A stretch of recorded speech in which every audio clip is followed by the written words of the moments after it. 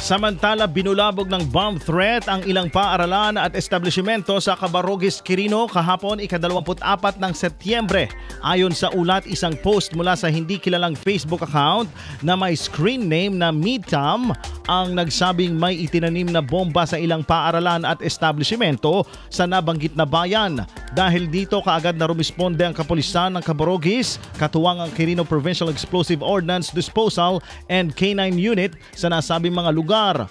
Matapos ang pagsusuri, kinumpirma ng mga otoridad na negatibo mula sa bomba ang mga paaralan at establishmento at ang banta ay hindi totoo.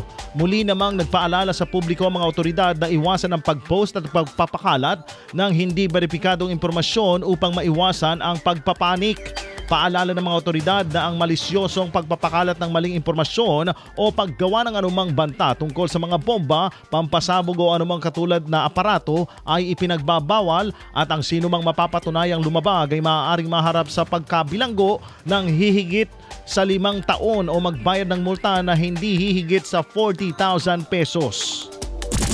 IFM News.